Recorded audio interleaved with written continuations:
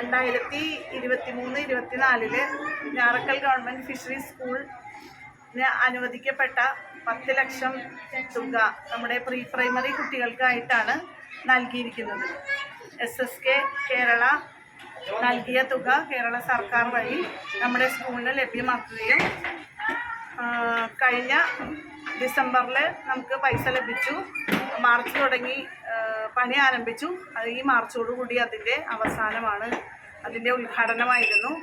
നമ്മുടെ വൈപ്പിൻകരയിലെ എല്ലാ വികസന പ്രവർത്തനങ്ങൾക്കും മുൻപിൽ നിൽക്കും നമ്മുടെ MLA. നമുക്ക് കൂടാതെ മോഡൽ പ്രീ പ്രൈമറിക്കും പ്ലാൻ ഫണ്ടോടുകൂടി ഒരു കെട്ടിടത്തിനും കൂടി 2.5 കോടിയുടെ തുക ഈ സ്കൂളിനായിട്ട് അനുവദിക്കുന്നതിന് വേണ്ടി ധാരാളം പരിശ്രമിച്ചു. അതിൻ്റെ ഫലം കണ്ടു തുടങ്ങിയിട്ടുണ്ട്. അതിൻ്റെ അവസാന ഘട്ടത്തിലേക്ക് നീങ്ങിക്കൊണ്ടിരിക്കുന്നു. ഈ കൊച്ചുകുട്ടികൾക്ക് വളരെയധികം സന്തോഷത്തോടെ പാറിപ്പറന്ന് കളിച്ച് നടക്കാൻ പറ്റിയ വർണ്ണക്കൂടാരം മനോഹരമായി ചെയ്തു കിട്ടിയതിന് സർക്കാരിനോടും SSK കേരളയോടും നന്ദി അറിയിക്കുന്നു. വികസനത്തിൻ്റെ വർണ്ണം വാരി വിതറി വൈപ്പിനിലെ ഞാറക്കൽ ഫിഷറീസ് സ്കൂളിൻ്റെ വർണ്ണക്കൂടാരം വൈപ്പിൻ MLA KN ഉണ്ണികൃഷ്ണൻ ഉദ്ഘാടനം ചെയ്തു. വിജ്ഞാനം പകരുന്നതും കൗതുകമുണർത്തുന്നതുമായ കളിപ്പാട്ടങ്ങൾ നിറഞ്ഞ മനോഹരമായ ഉദ്യാനം വൈപ്പിൻ MLA ഞാറക്കലിലെ കുഞ്ഞുമക്കൾക്കായി തുറന്നുകൊടുത്തിരിക്കുന്നു. പ്രീ പ്രൈമറി വിദ്യാഭ്യാസം ശാസ്ത്രീയമായ രീതിയിൽ കുഞ്ഞുങ്ങൾക്ക് ലഭ്യമാക്കുക എന്ന ലക്ഷ്യത്തോടെയാണ് 10 ലക്ഷം രൂപ ചെലവിൽ വൈപ്പിൻ MLA KN ഉണ്ണികൃഷ്ണൻ്റെ മുൻകൈയിൽ ഞാറക്കൽ ഗവൺമെൻറ് ഫിഷറീസ് സ്കൂളിൽ വർണ്ണക്കൂടാരം ഒരുക്കപ്പെട്ടിരിക്കുന്നത്. പ്രീ പ്രൈമറി വിദ്യാർത്ഥികളുടെ ശാരീരിക പേശി വികസനത്തിനും ബൗദ്ധികവും വൈജ്ഞാനികവും സർഗാത്മകവുമായ ഉണർവിനും ഊന്നൽ നൽകുക എന്നതാണ് വർണ്ണക്കൂടാരം കൊണ്ട് ഉദ്ദേശിക്കുന്നത്. വർണ്ണക്കൂടാരം ഞാറക്കൽ ഗവൺമെൻറ് ഫിഷറീസ് സ്കൂളിന് പൊൻതിളക്കമാണ്. മികച്ച നവാഗത MLAക്കുള്ള പുരസ്കാരം കൂടി കരസ്ഥമാക്കിയ KN ഉണ്ണികൃഷ്ണൻ്റെ അഭിമാനകരമായ വികസന പ്രവർത്തനങ്ങൾ മുന്നേറുകയാണ്. വൈപ്പിൻകരയ്ക്കാകെ അഭിമാനമുയർത്തിക്കൊണ്ട് MLA ജനങ്ങളെയാകെ ചേർത്തു നിർത്തുകയാണ്.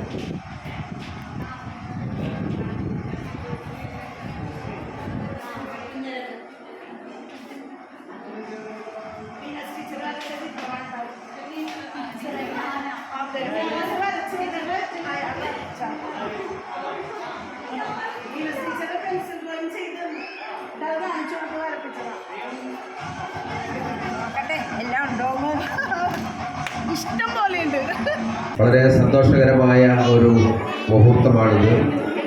ഗവൺമെൻറ് ഫിഷറീസ് UP സ്കൂൾ വികസനത്തിൻ്റെ പുതുവഴികൾ തേടുന്ന ഒരു സന്ദർഭത്തിലാണ് നാം ഇവിടെ ഈ വർണ്ണക്കൂടാരം സ്ഥാപിക്കുന്നത്. സ്വാഗത പ്രസംഗത്തിൽ ടീച്ചർ പറഞ്ഞതുപോലെ സ്കൂളിന് സുരക്ഷിതമായ ഒരു കെട്ടിടം നിർമ്മിക്കുന്നതിന് വേണ്ടിയിട്ടുള്ള എല്ലാ പദ്ധതികളും ആവിഷ്കരിച്ച് നാം മുന്നോട്ട് പോയിക്കൊണ്ടിരിക്കുകയാണ്. അടുത്ത വിദ്യാഭ്യാസ വർഷാരംഭത്തിലെങ്കിലും കെട്ടിടത്തിൻ്റെ പണി നമുക്ക് ആരംഭിക്കാൻ കഴിയും എന്നാണ് നാം പ്രതീക്ഷിക്കുന്നത്. അതുമായി ബന്ധപ്പെട്ട് ഉയർന്നു വന്നിട്ടുള്ള ചില സാങ്കേതിക തടസ്സങ്ങൾ ഒഴിവാക്കിയെടുക്കുന്നതിന് വേണ്ടിയിട്ടുള്ള പരിശ്രമത്തിലാണ്.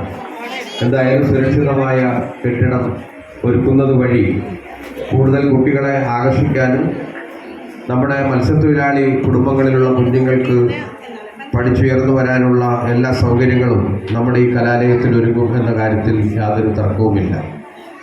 വർണ്ണക്കൂടാരം പദ്ധതി കേരള സർക്കാരിൻ്റെ അഭിമാനകരമായിട്ടുള്ള ഒരു പദ്ധതിയാണ്. ഈ പദ്ധതി നമ്മുടെ കുട്ടികളെ 13 മേഖലകളിലായി നമ്മുടെ കുട്ടികൾക്ക് അറിവും അതുപോലെ കഴിവും വർദ്ധിപ്പിക്കുക എന്നുള്ള ലക്ഷ്യത്തോടു കൂടിയാണ് വർണ്ണക്കൂടാരം പദ്ധതി ആവിഷ്കരിച്ചിട്ടുള്ളത്. ഈ പദ്ധതിയിലൂടെ അവരുടെ കഴിവുകൾ വികസിപ്പിക്കാനുള്ള പ്രത്യേകമായിട്ടുള്ളൊരു വിദ്യാഭ്യാസ രീതിയാണ് അതുകൂടിയാണ് വർണ്ണക്കൂടാരം. കേവലമായ വിനോദം മാത്രമല്ല, കളികൾ മാത്രമല്ല, അവരെ വളർത്തിയെടുക്കുന്നതിൽ പ്രത്യേകമായി ആവിഷ്കരിച്ചിട്ടുള്ളൊരു പദ്ധതിയാണ്. ഇന്ന് കേരളത്തിൻ്റെ 140 മണ്ഡലങ്ങളിൽ മിക്കവാറും ഒരു 3-4 സ്കൂളുകളിലെങ്കിലും ഇതിനകം തന്നെ നമ്മൾ ഈ പദ്ധതി നടപ്പാക്കി കഴിഞ്ഞിട്ടുണ്ട്. കേരളത്തിൻ്റെ പൊതുവിദ്യാഭ്യാസ മേഖല വളരെ അഭിമാനകരമായിട്ടുള്ള ഒന്നായി വളർന്ന് വികസിക്കുകയാണെന്നുള്ള കാര്യം നിങ്ങൾക്ക് എല്ലാവർക്കും അറിയാം. കേരളത്തിൻ്റെ പൊതുവിദ്യാഭ്യാസ മേഖല 1 മുതൽ 12 വരെ ഏതാണ്ട് 37 ലക്ഷത്തോളം വരുന്ന കുഞ്ഞുങ്ങളാണ് പഠിക്കുന്നത്. ഏതാണ്ട് 2-2.5 ലക്ഷത്തോളം വരുന്ന അധ്യാപകർ നമുക്കുണ്ട്. ഈ പൊതുവിദ്യാഭ്യാസ മേഖല വളരെ ശക്തമാണ്. ഇന്ത്യയിൽ ഏറ്റവും ശ്രദ്ധേയമായ ശക്തമായ പൊതു വിദ്യാലയങ്ങളുടെ സ്ഥാനത്ത് നിൽക്കുന്നൊരു സ്ഥലമാണ് നമ്മുടെ കേരളം. നമ്മുടെ സ്കൂൾ പ്രായപത്യം മുഴുവൻ കുട്ടികളും നമ്മുടെ കലാലയങ്ങളിൽ എത്തുന്നു എന്നുള്ളതാണ് കേരളത്തിൻ്റെ പ്രത്യേകത. മറ്റൊരു സംസ്ഥാനത്തും നമുക്കത് കാണാൻ കഴിയാത്തൊരു കാര്യമാണ്. വളരെ ജാഗ്രതയോടുകൂടിയാണ് നമ്മുടെ വിദ്യാഭ്യാസ മന്ത്രിമാർ, വിദ്യാഭ്യാസ മന്ത്രി പൊതുവിദ്യാഭ്യാസ മേഖലയുടേതാണെങ്കിലും ഉന്നത വിദ്യാഭ്യാസ മേഖലയുടേതാണെങ്കിലും മന്ത്രിമാർ വളരെ ഭാവന സമ്പന്നതയോടെ കരുതലോടുകൂടിയാണ് നീങ്ങുന്നത്.